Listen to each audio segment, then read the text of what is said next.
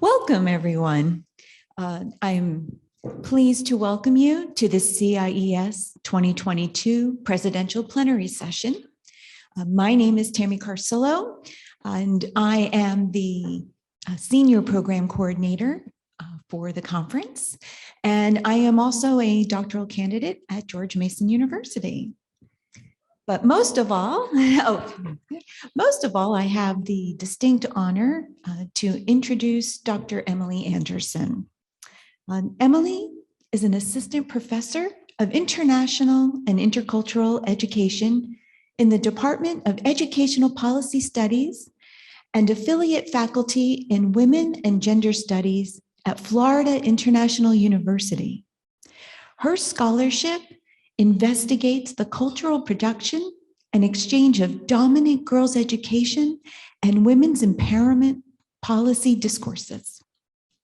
She is a former co-chairperson of the Gender and Education Standing Committee of CIES and a founding member of its advisory council.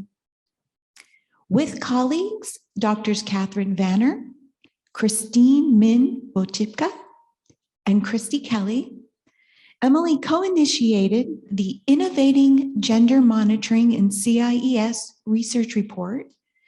And this project was funded through a 2019 CIES Innovation Grant Award with findings recently published in the CER article. Participation does not equal voice. Gendered experiences in an academic and professional society, and the accompanying moderated discussion.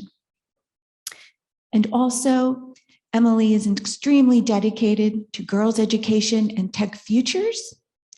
And in 2020, co-founded a collaborative media advocacy, rep.her, with a podcast that is launching this year, 2022. And rep.her is to bring women together to share stories, critical conversations, and to redistribute resources to walk together in solidarity. So for everyone, I'd like to introduce Dr. Emily Anderson.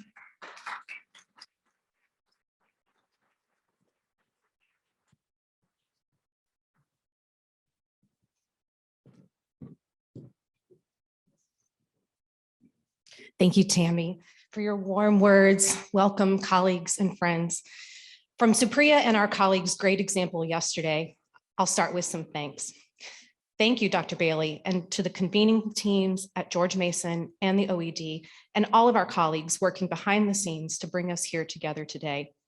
Thanks also to the CIES Board of Directors, the 2022 Planning Committee, the Standing Committees, and SIGs for organizing such a thoughtful and rigorous program this week, and to the caregivers and partners pulling double duty so that we can be in conversation together.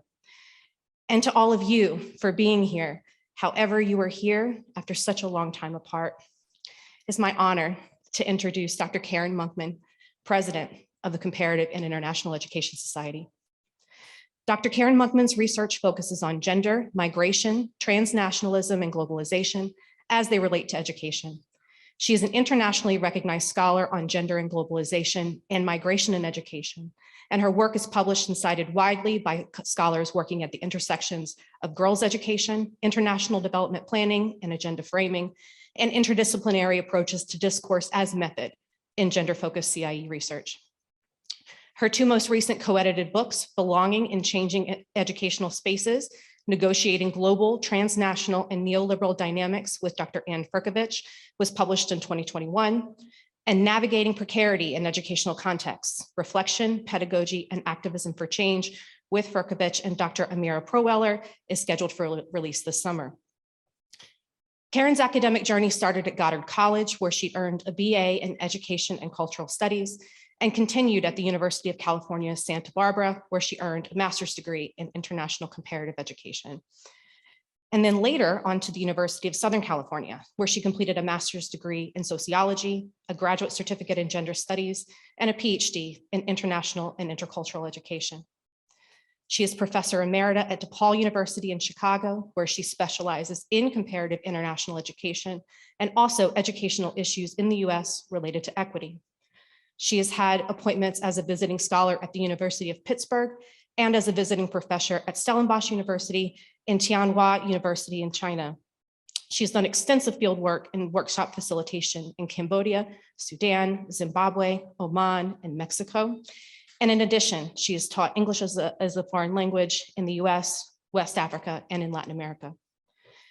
Dr. Monkman has mentored 36 doctoral and master's students through their dissertation and thesis processes, in addition to countless girls' education and gender-interested scholars in our field, like myself, who in her have found a mentor, a thought partner, and a home base. Her commitment and leadership to CIES is longstanding, having previously held positions on the board of directors and as co-chairperson of the Gender and Education Standing Committee, as well as on numerous other committees and working groups, more than we can count, in fact. She has also led the planning efforts for CIES2021, and all along the way, showing us an example of how to lead compassionately and confidently, all with this community at the center. Karen's leadership to CIES has not only helped us to survive the challenges that organizations like ours have faced over the last few years, but has helped us to remember who we are and who we want to be as a field, and why we are here together to do this work. I hope you will all join me in welcoming Dr. Karen Monkman, President of the Comparative International Education Society.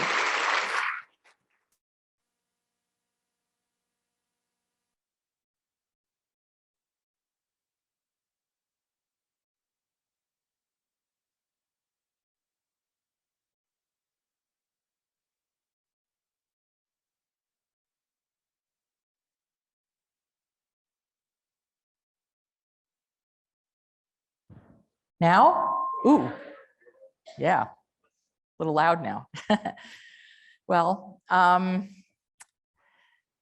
thank you, and I'm honored to be here speaking with you today. My purpose is to help us collectively ponder where we are in the field and as a scholarly society. So my thinking in building up to this point has taken me in many different directions. I think you'll find that I'm going to be all over the map in some ways in what I talk about, and hopefully you can see how I will pull it together. In my mind, I pull it together. We'll see if you think so too, or not. In this position, I follow many valued colleagues in this role, and I'm sure I'll be followed by many others who will take CIES into the future. Today, I want to build on the foundations of a few of our past presidents while I attempt to add to the collective engagement in thinking about our work. And I also wanted to pull in some recent dissertations as examples of various points that I'll make to kind of balance the range of voices.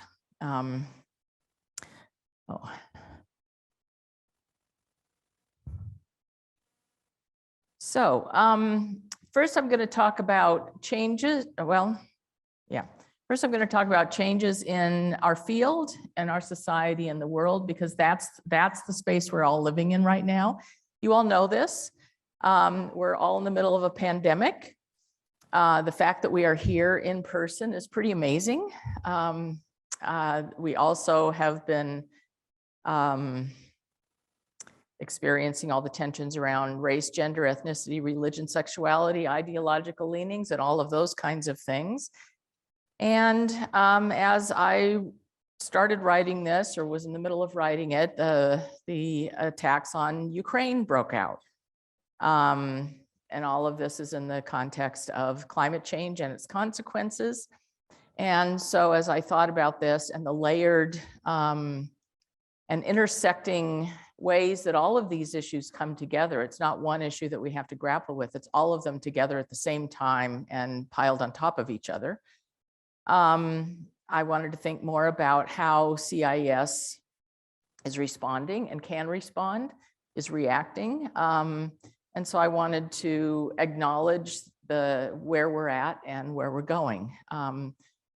The last point on the slide is that the major reimagining that CIES conferences have undergone in the last 3 years, starting with Iveta Silva, has been like creating things from scratch, like nothing ever happened, because there was no normal. So we just started and moved on.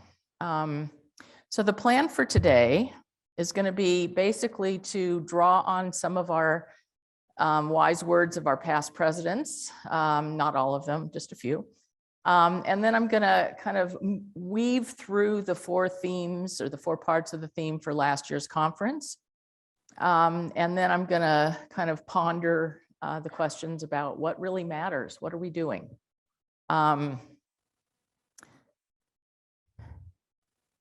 So to begin, 20 years ago, Heidi Ross began her presidential address by situating her focus within the challenges she observed in how students and others grappled with making sense of education and society in the aftermath of 9/11, another challenging time.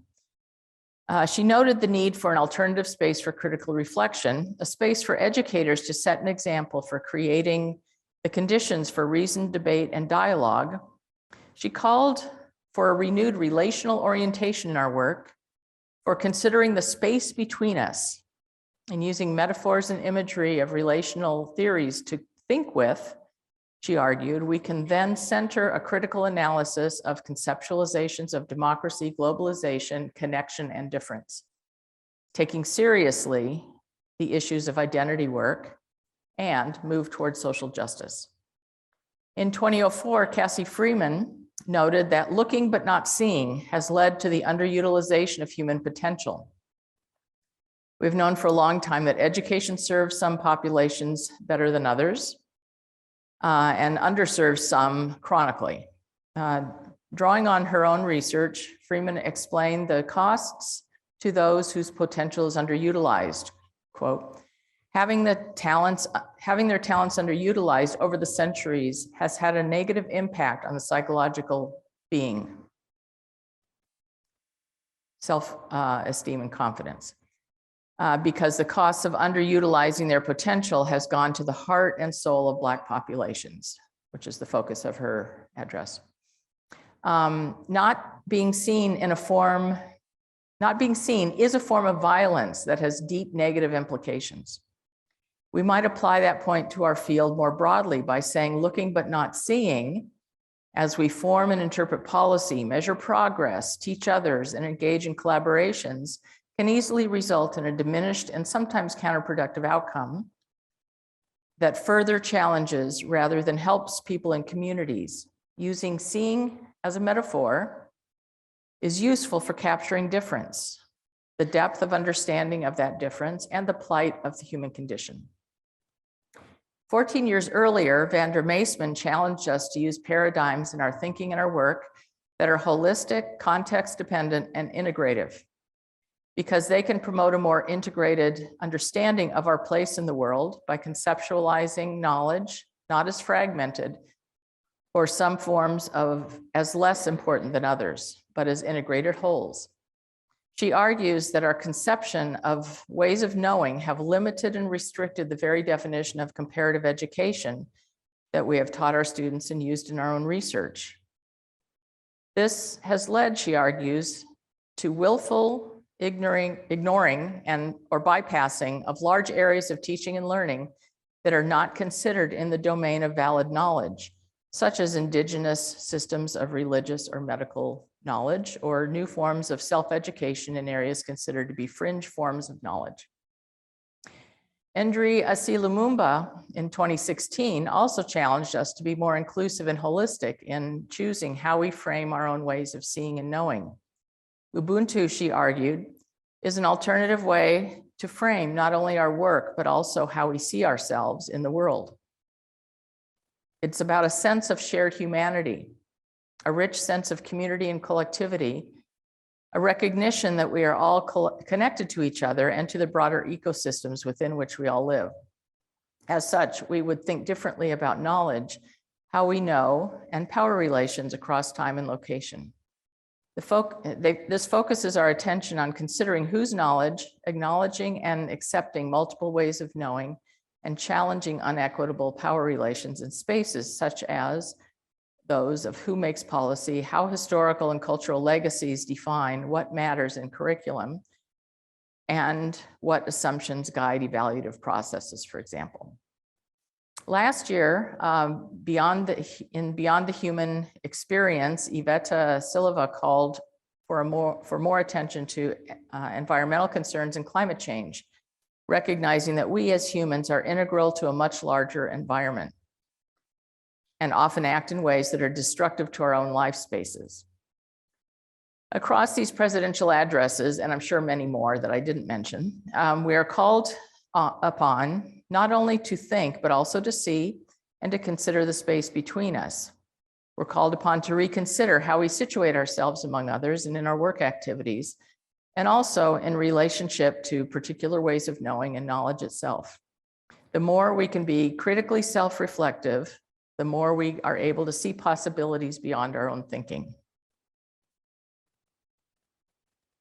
Inherent in the shift is an awareness of how we form our ways of thinking and knowing, an important and often overlooked theoretical lens in our field, although there are many exceptions in this room, is to analyze discourse and how discourse shapes the way we think, which then shapes the way we do things. So I'm using the term discourse similar to how critical discourse analysis uses it. So it's about the embedded meanings and the ideological underpinnings in the language that frames and shapes what is allowable to think and what is not allowable to think. And that it happens in conversations, interviews, policy documents, frameworks, mission statements, et cetera, et cetera, et cetera. Wherever language or even images are used, discourse is there shaping the message. There are other ways to also think about what informs our thinking, and I'm not going to talk about the differences, but there's epistemologies, meta-narratives, and lots of other kinds of things. In addition, political and social structures also shape what is thinkable by the way that terms are defined and power structures define them. Ruth Hayhoe discussed meta-narratives, for example, in her 2000 presidential address, noting they provide a structure for understanding the conceptual packages that we invoke through the use of particular discursive frames defines for us what is included in the topic and what is outside. Discourses change and they're infused with power. Just yesterday, I saw a headline. I didn't read the article, but I'd love to see what the specific books are talking about. It was a headline that math books in a particular state, you can probably guess which one, are being rejected because they include critical race theory. It's like, okay. And that's part of the national, in this country, the national discourses about race, which are very problematic right now. Victor Kobayashi examined recursive patterns that engage and disengage in education, research, and practice with a focus on violence and environmental devastation. He argued that the ways we understand science, i.e. the kinds of science we prioritize, shapes the world to fit the metaphors we use to describe education and society. Last, but definitely not least, Nellie Stromquist's presidential address examined how certain material realities shape how we think and know. In her paper, she focused on how the state defines gender in ways that create and perpetuate power disparities. Threads weaving through these presidential addresses connect overall relational orientations, changing contexts, how we make meaning in our lives, and of global and local changes that are increasingly layered and complex. How environments around us shape possibilities for knowing.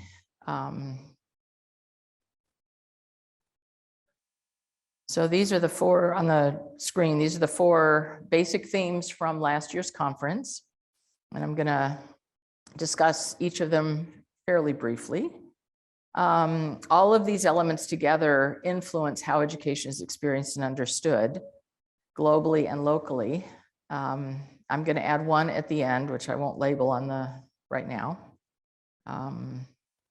So the first is changing context. And we're all aware, as I said in the beginning, we're in the middle of a pandemic. There's a war in Ukraine. There's a lot of neoliberal influence in economic and political agendas, including in education, domestically and internationally. And many people have argued the devastation that creates to certain people. I'll talk a little bit about that later. There's also, at a less tangible but very important level, the global circulation of cultural values, ideas, and policy. And if we can better understand how these things circulate, among other things that circulate, that's also part of the influence. The acceleration of environmental challenges, et cetera. So most salient, of course, is the global pandemic, which has not only forced changes in how CIES creates space for coming together in our annual meetings, but has also radically changed how schooling is experienced globally, how non-formal and informal modes of learning occur, how policy is created and understood, how research is conducted, and how we decide what is worth learning or knowing. Teachers worldwide were either forced to pivot to teach online, usually with little support or knowledge about how to do so, even in spaces where the technology exists, or for those who where adequate or appropriate technology was not available, they were left without work as teachers, and schools were basically closed. Students in low resource schools and communities have fared far less well than their well-resourced counterparts, positioning them farther behind. Many researchers have moved to conducting interviews via Zoom, which impacts the building of rapport and understanding each other deeply versus face-to-face interactions. And it also limits who's available as participants because only some people have good access to technology. Others have stopped their research or shifted to other topics where they don't need face-to-face interaction. Many people struggle with social isolation due to lockdowns and social distancing. And in some institutional spaces, the ever-changing rules about how to comport oneself in this time. Layered onto the COVID-19 pandemic are critical concerns about climate change, racial injustice and xenophobia, gender violence, deepening poverty, forced displacement, and increased politicization of migration, along with a wide range of other social concerns. And now, as I mentioned earlier, as I write this, I think over 4 million, haven't checked the numbers in the last couple of weeks, 4 million refugees are fleeing Ukraine and another 2 million are displaced inside Ukraine. Globally, of the 26 million refugees, the highest number ever recorded, half are children, and 85% are being hosted in developing countries. We usually think of the refugees coming to more industrialized countries, but not the case. Inequities are evident and pervasive, exacerbated by racism, classism, gender prejudices, and many other discriminatory belief systems that inform how people think and act. International students of color, for example, are having a hard time crossing borders to escape the war in Ukraine. They're not as welcomed by neighboring countries as white Ukrainians have been. Gender violence remains an epidemic part of war and social strife, increasing in times of war and in conditions of domestic isolation, as in the pandemic. Fake news, beliefs in unsubstantiated conspiracy theories and hate rhetoric add to the complexities we struggle with today. Global warming is denied by some or prioritized less by others who may perceive social and political issues as being more important in their own lives. And the global pandemic has its deniers, despite solid evidence to the contrary, and 6 million lives lost worldwide. Along with these newer dynamics, we continue to see other conditions changing, adding to our collective and individual challenges. Neoliberal policies, for example, continue to constrain the work of teachers, narrow the curriculum, prioritize assessments over meaningful learning, and disadvantage some schools over others, growing the gaps in achievement. Woven throughout all of these dynamics and more, supporting some elements and undermining others, is the global circulation of cultural values, ideas, policy, etc. Our globalized world connects us all and enables real-time communication as long as one has access to particular technologies. Even so, the ideas that flow around the world are often controlled by those in positions of power. All of these conditions and more affect our work and our lives, and especially the lives of the people we are striving to support through our work. the experiences of these conditions and dynamics are not the same for everyone. Increasingly, these layered and rapidly changing conditions are experienced as precarious by many. The term precarity and precariousness have been kind of multiplying very quickly in the literature lately. So the layering of challenging conditions we now experience is increasingly referred to as precariousness or precarity. Some authors distinguish those terms, some don't. Although these terms have long been used to describe unstable conditions of employment, we're seeing an expansion of the terms to now describe conditions of life much more broadly. Judith Butler, for example, argues that precarity is a politically induced condition in which, quote, certain populations suffer from failing social and economic networks of support and become differentially exposed to injury, violence, and death. Such populations are at heightened risk of disease, poverty, starvation, displacement, and of exposure to violence without protection, end quote. And she wrote this before the pandemic. The conditions of poverty include unpredictability, vulnerability, insecurity, instability, and others. They shape lives, educational experience, policy processes, and then research agendas, but not always in ways that are useful.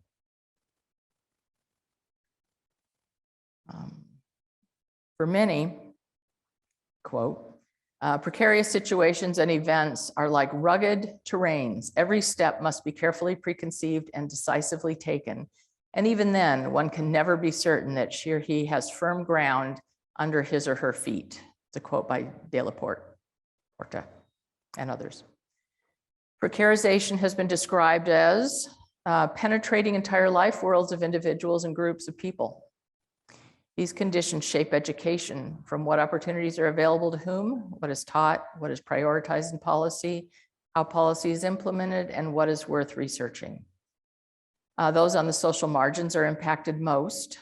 When intersections of multiple types of destabilization, insecurity, vulnerability, and unpredictability are present, we see clearly that the experiences of precariousness is layered and amplified. The demands that we not only look, but also see the realities of life for those we presume to help through our work, so that what we do has a chance to reduce the precariousness and alter the structures that create these realities for them. And sometimes for us too, depending on how we're situated. Changing contextual conditions, especially those that increase precarity, raise important questions about who has a right to learn, how to make learning available to those less able to adapt to today's realities, what is worth learning, what is worth teaching, and even what education is for. It also raises questions such as what kinds of policy would best support education that is equitable across disparate populations as we grapple with these increasingly complex global challenges. And finally, who can or should be involved, how, in these processes. The terrain in which we find ourselves in 2022 is messy, complex, layered, somewhat unpredictable, and always changing. Some would argue precarity now defines our collective and individual experience and must be considered an integral part of what shapes education today, including policy practice and educational experience along with research. So I'm not trying to depress everybody too much here.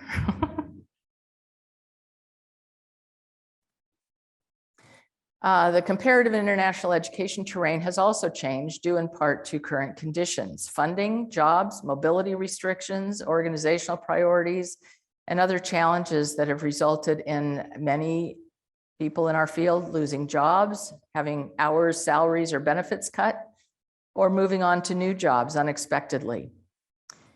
Limitations in travel due to the pandemic or lack of funding reduces opportunities to do field work or to join colleagues at conferences or work on projects. A deeper awareness of diversity and equity concerns is more salient, and many of us are more fully incorporating intersectionality in our teaching and research so that we can try and see how these conditions are affecting not just discrete groups of people, but certain other, the ways that intersectionality works to look at the intersection. So we've got all these layering of precarious conditions mapped onto intersecting identities. We are also noticing different communication networks, perhaps related to generational preferences. There's been a lot of talk in CIES in the last few years about who is talking to whom and on what platforms. Specifically Twitter, Facebook, Instagram, WhatsApp, WeChat, email, text, and phone. People have preferences for some. Some people are not on Twitter at all. Other people, have never used WeChat. There's not everybody is there in all the conversations through all of these media. Okay. The next point I wanted to talk about briefly is there's been a proliferation of actors and relationships among them in our field. So joining those who have historically been involved in the field, and we know who we are, it's, governments, multilateral organizations, bilateral organizations, NGOs, et cetera, academics, researchers. We find a proliferation of the categories that are on the board there. Corporations, corporate philanthropies, private foundations, celebrities, billionaires, other social movements, and all kinds of other entities. The growth in the variety of actors, how they are involved, and changes in the structural arrangements among the actors are important elements that are changing our fields.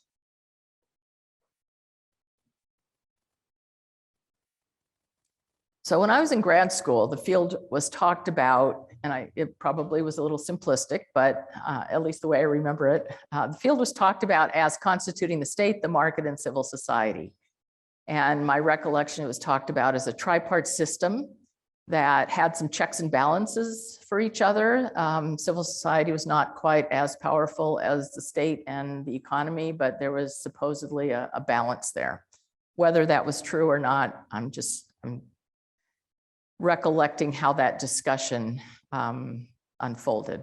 Lost my place here. There are critiques about it, but the point here is that discourses in our field about our field and at that time commonly framed the field as constituting these three main categories of actors. It gets a little bit messy when we start looking at how things have changed. So since then, cross-sectoral alliances have grown.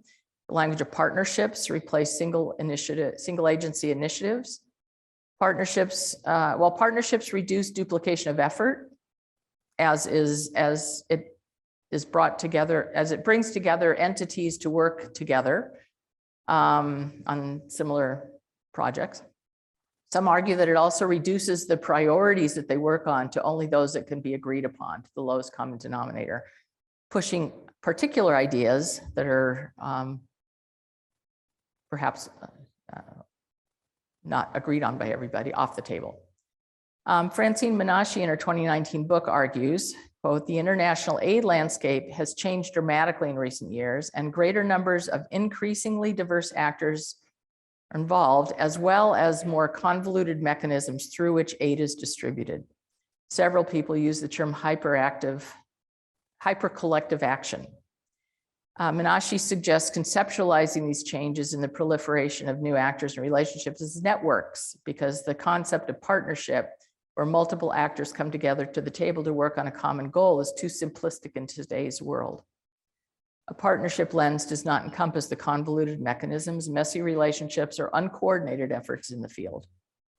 Furthermore, not everyone is at the same table or in the same conversations. And in many ways, we should not all be thinking the same way. Diversity of thought widens possibilities. But while particular policy discourses have more ability to control what happens, recognizing the patterns of who's at the table is important. In terms of policy dialogues, for example, Oren Pismoni-Levy and his colleagues' research has clearly shown that some actors, most notably teacher unions, but also many organizations in the Global South, are outside the policy conversations that happen globally. This was a paper that was presented a couple of years ago. Their research maps networks through which policy discourses are conveyed, revealing dominance by the global north and major development organizations. More recently, Erica Kessler and Oren Pismoni-Levy, and I think this is also in their presentation this week, show how the flow of policy discourses based in PISA-induced references shows how educational systems are networked, how power is held in those networks. Sitting outside these policy networks means not having a voice in shaping policy. Or as Menashe challenges us, what are the relations of power of those at the table?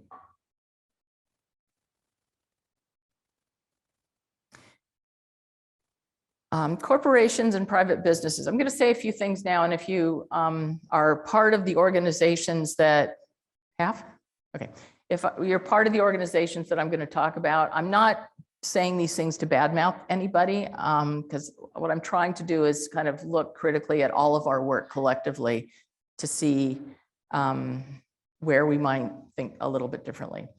Corporations and private businesses are eagerly helping to educate the world. Corporate entities and private businesses talk about their intentions as benefiting local communities. And while sometimes there are benefits, we also know that in their motivations, in Francine Menashe's words, quote, part of a larger business objective, often as part of their corporate responsibility program. What social responsibility looks like in this environment varies, but it's often perhaps due to corporations having a limited understanding of our field. Yeah, it's often limited. Research reveals benefits that cohere to corporations and only sometimes to the communities that they are intending to help. Catherine Muller's work, for example, examines how and why transnational corporations invest in poor girls and women of color as instruments of poverty alleviation, positioning them as new frontiers of capital accumulation, as an avenue through which to open up new markets in the global South, but without changing the structures of inequality. It enables companies to expand their legitimacy and reach while sidestepping contradictions in their businesses that exacerbate conditions of vulnerability for, in her research, girls and women around the world. Education can become a secondary priority after the core purpose of the business sector, to make profits by creating a demand for their products in new markets. Second.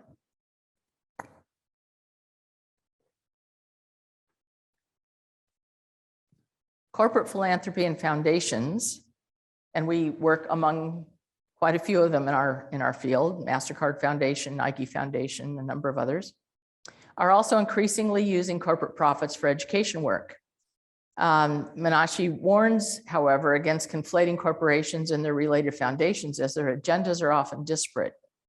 Yet she sees both as increasingly joining partnerships and having a much larger voice in policymaking. In the Global South, foundations are gaining prominence and are now members of several education-related partnerships. So we are seeing some shifts in who's at the table.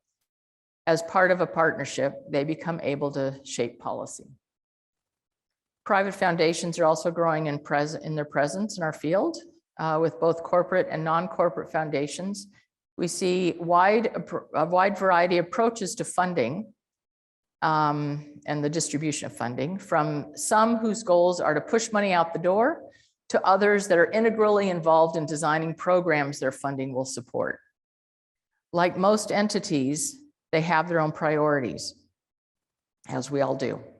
In one program I worked on several years ago, the private foundation that funded the evaluation didn't seem to understand the program, which was a Frarian-inspired program to let the community decide what issues they wanted to pursue and mobilize around. But the evaluation funders wanted us to make sure that we see whether they've done X topic well. They had predetermined what the goal should be. So there are disconnects like that sometimes, not always.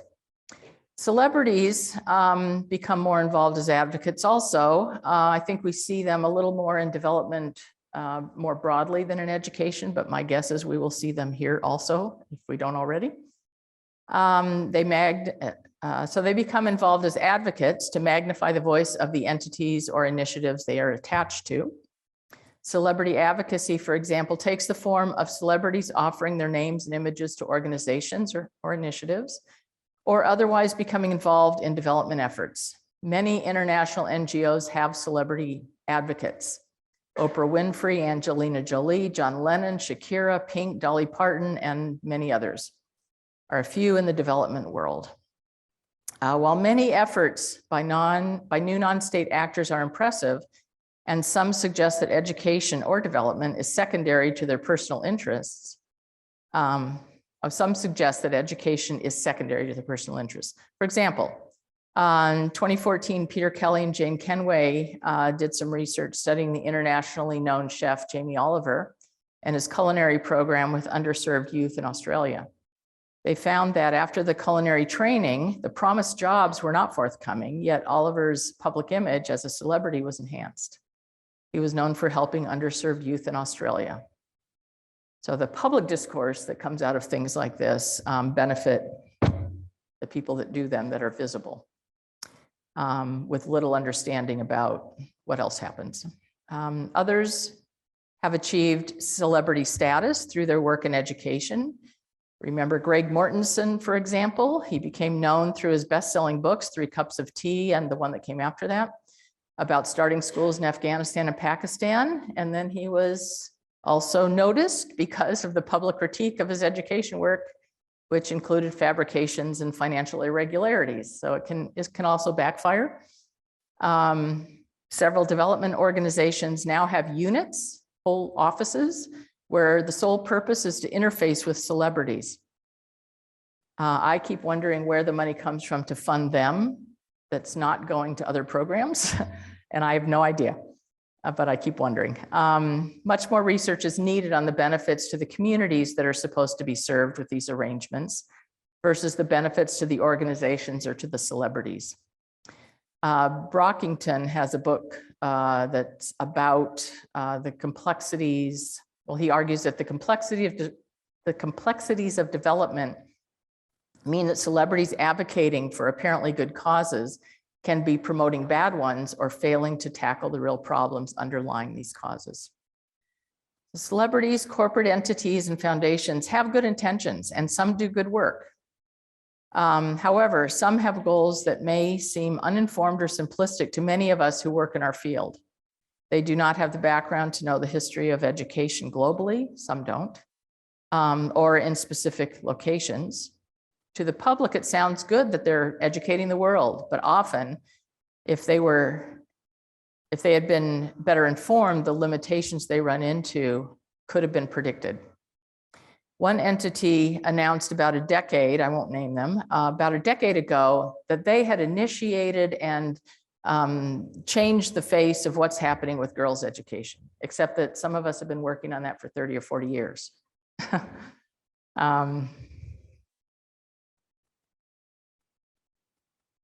Many of the new actors are well positioned to frame the issues in public discourse, shaping the ways the public understands, or not, our field. So I wanted to, how am I doing time-wise, Emily? Okay. So the way we use words, as I mentioned before, shapes how we and others think, and it shapes how we do the work that we do. I'm going to skip over some that I've written about discourse. I wanted to mention, though, that Crane Sudine has a similar point, but using the notion of epistemology in the most recent Perspectives publication. And in it, he's raising a similar issue and talking about how NORAG is calling attention to the underlying ways we know and think through questioning epistemology. These considerations are important because they enable us to see more clearly how ideas change from person to person, entity to entity, even when using the same words. It also enables us to see how ideas move within communities and networks. It enables us to see whose ways of seeing the world predominates, so we can then consider other ways of seeing and knowing. And a few examples from various places. Carmelo Galeotto Allegra and Camila Perez Navarro, using Chile as an example in a recent study, show how assessment agendas become understood as embedded in a quality tribunal, one that cannot be questioned by virtue of the discursive framing. In Chile, this has changed the nature of teachers' careers. Assessment can be understood in many ways, sometimes destructive ways, like in this research. Assessment in itself it's assessment. There's nothing wrong with assessment in my belief, but it's often used to have other effects. Words and images matter. They change how we make sense of life. They condition what we decide is important. In last year's Neller lecture, Gayatri Spivak argued that, quote, "a complete dismantling and rethinking is necessary." She demonstrated this point by saying, quote, "The real subalterns are the looters and shooters. Looting is equivalent to buying when there are no other options." So it's another way of challenging our thinking.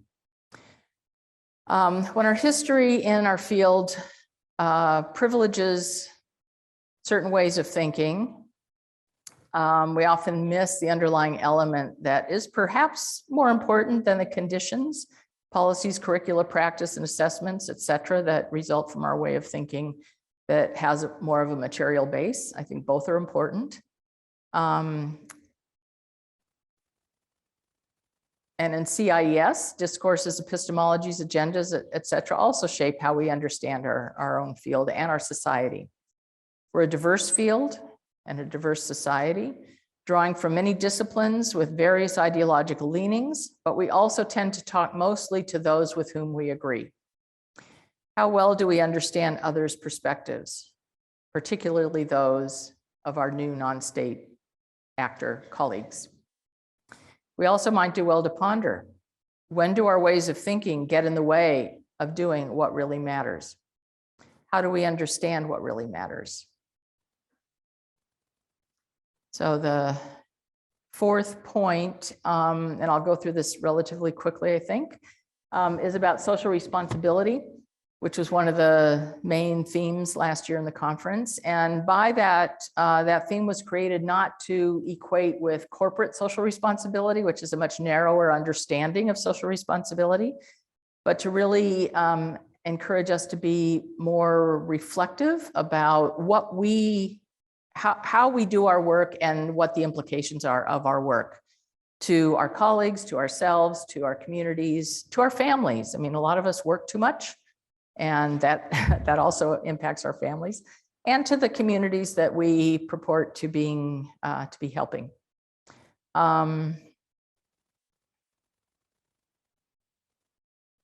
So when we have varying ways of understanding responsibility and social responsibility, that's the basic point I wanted to make. I'm not going to go through all the talk here, although I did want to mention that one of the comments by Kavita Ramdas, one of the keynotes last year, she argued that to be a change agent when you work within the philanthropy world, which is where she works, you have to be a subversive, because the whole field, and this probably applies to all the new actor categories that I mentioned, they're all coming from positions of power. They have money, they're the ones who are funding some things. Although there's also questions about how much they're actually funding. And in a more public realm, there's often talk in the public discourse about giving back to one's community. But this too needs to be interrogated more deeply to see who benefits, how, and what unintended consequences there might be. Charity in general is often thought of as socially responsible, but much of it has a savior approach, which leaves structures of inequality intact and leaves people out of their own change processes. It makes the doers feel good. While many efforts to act in socially responsible ways are notable and valued, some do fall short. We often get in our own way of our intended goals with the ways we think about issues, or by not being clear on what matters in what ways.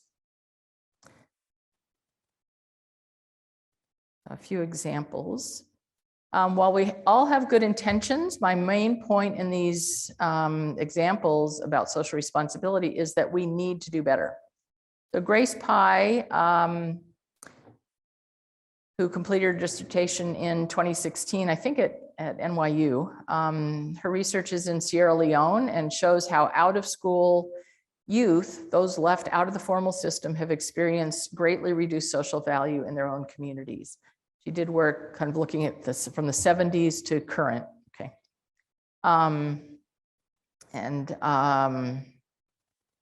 She had very, very descriptive language about how people felt totally marginalized in their own communities.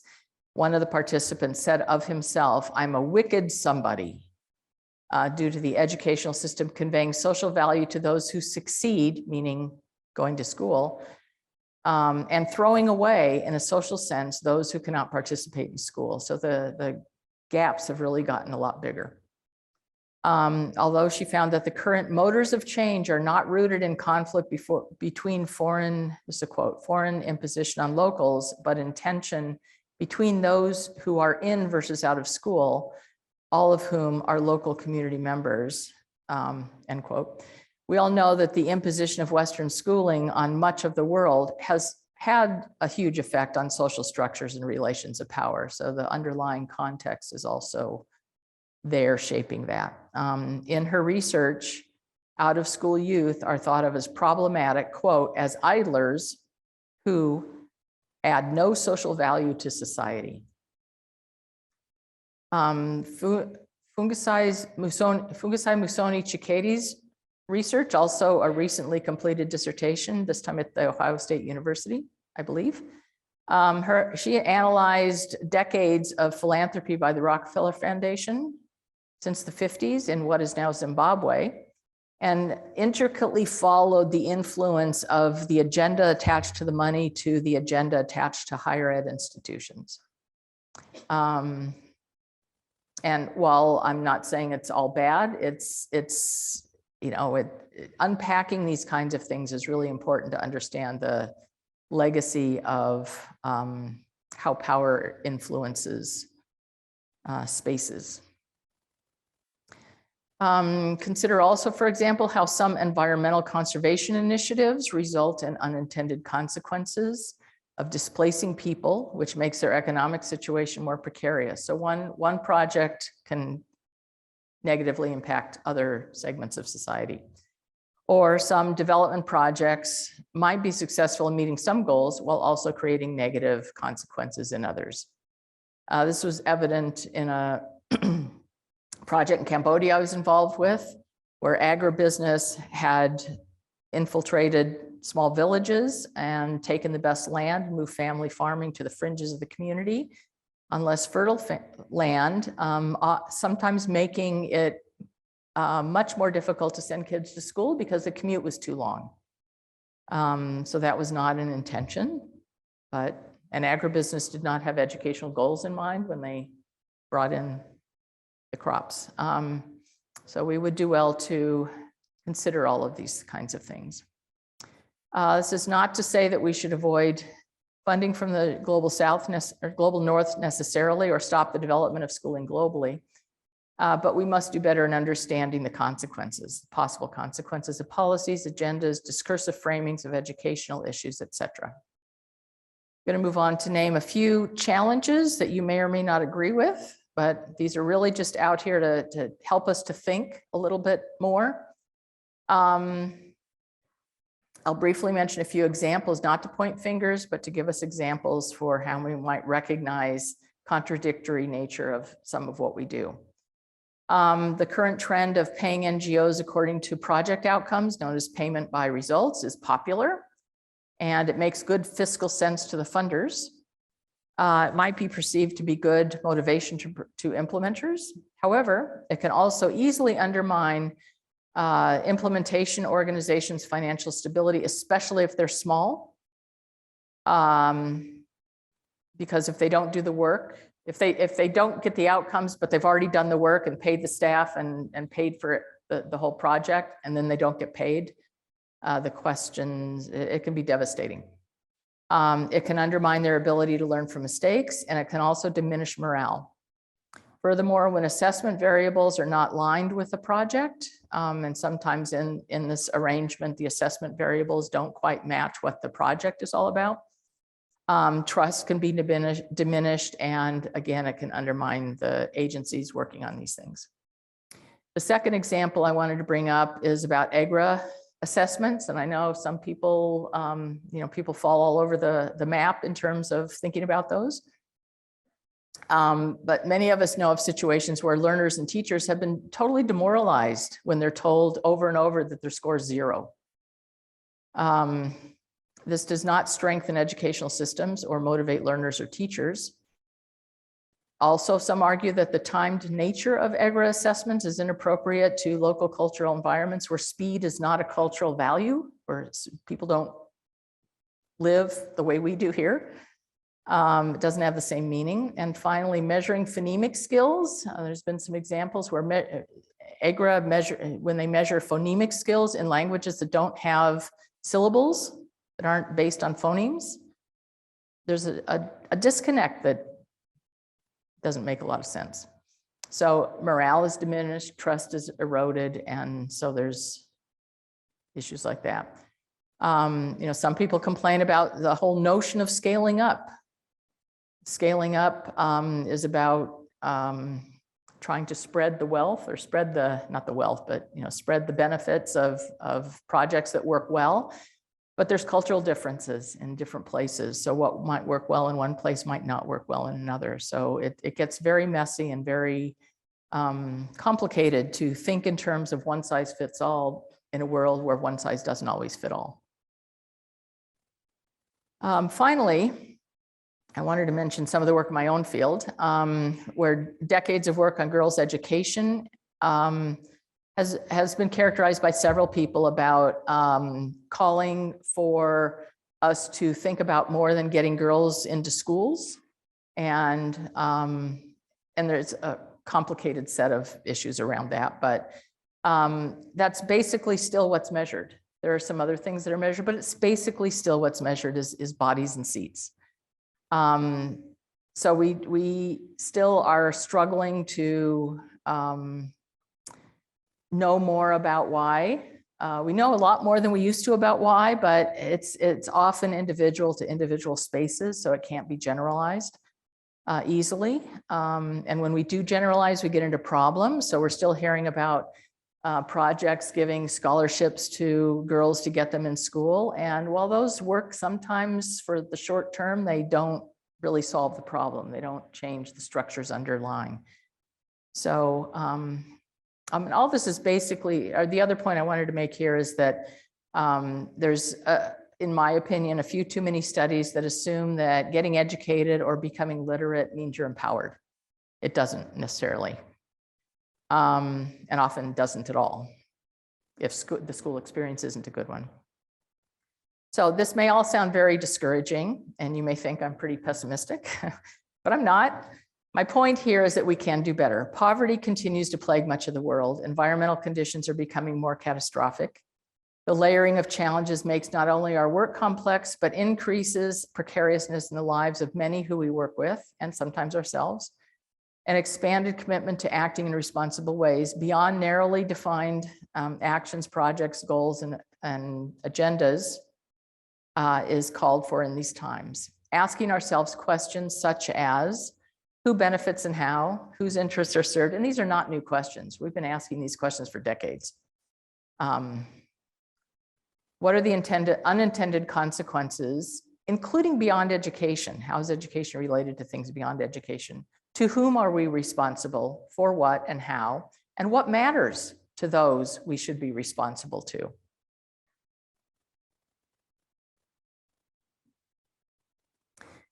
Our field is diverse, drawing from many different disciplinary areas and research traditions. We have varying ways of conceptualizing policy, practice, and research, let alone engaging in these activities. Some of us prioritize lived experiences of students, teachers, and community members, while others focus more on global policy or national political dynamics, and others are concerned with policy intentions, implementation, and outcomes. Still others examine patterns in enrollment, achievement, exam scores, et cetera, as indicators of success. The list goes on. All these are important, but none conveys a fully accurate or complete understanding of education. It's sometimes too easy to get caught up in our own siloed ways of understanding our work in our field. And while much of it can be useful, we too easily lose sight of what might really matter. While we each might define what matters differently, in my recent work on how global phenomena are experienced in real lives on the ground, we found that a sense of belonging or not belonging rose to the surface as a thread that wove through very, very disparate studies. So it raises questions about how well do we take into account how people, children and adults, make sense of their worlds, their experience, including their educational histories. How are they finding their own spaces of life? Do they feel like they're fitting in? Do they feel like they're pushed out with some of the examples I said earlier? Whether it's in community, school, society, whatever. And are we taking these kind of concerns into account when we develop policy, plan programs, assess progress, et cetera? So in the remaining few minutes, I'll talk a little bit about just pondering the idea that if we focused on what is considered meaningful to those on the ground, which might be belonging, I think to a lot of people it is, but I'm sure there's other concepts also that are meaningful to people in their daily lives. Over the years, the idea of becoming somebody, Wendy Luttrell's work, and finding a sense of self in one's educational life context have surfaced in a variety of studies. The core element inherent in these studies is the experience of belonging. What would happen if we were to add belonging as a lens or intended goal in analyzing how well we are doing? More fully understanding the experience on the ground might help us to be more reflective about how our work actually impacts lives. How does higher level policy and politics shape lived experience? Many people in our field are doing great work in this area. So we need to build on it, I think. How might local ways of knowing better inform policy?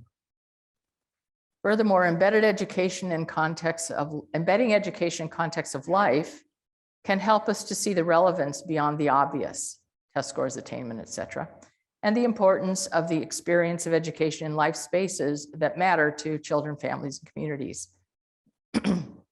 Many people seek a sense of belonging through educational experience, while some are finding this harder to locate or develop. And in today's world, the need is magnified.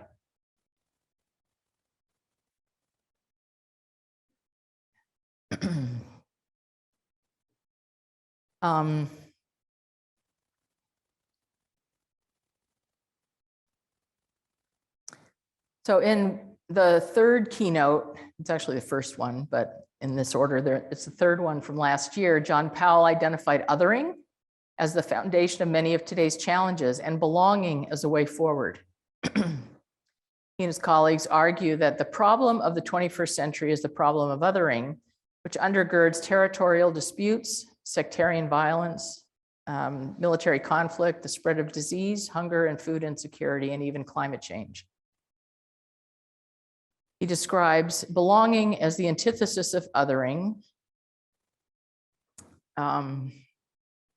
Is the only viable solution to the problem of othering is one involving inclusion and belongingness.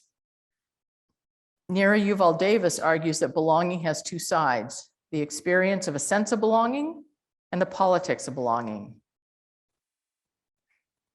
I was just told I have 0 minutes.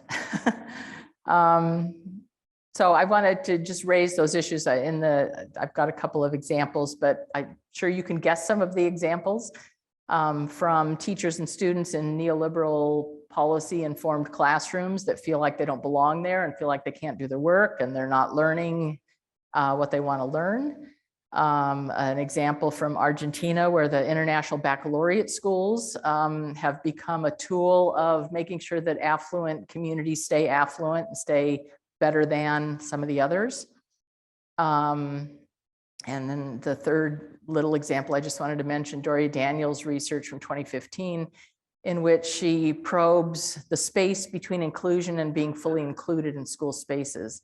The title of her paper says it all. Allowing girls into our schools does not mean that we have to include them. So there's a tension. So I'm gonna not talk about the rest. I do have some positive examples, and maybe can I mention those real briefly?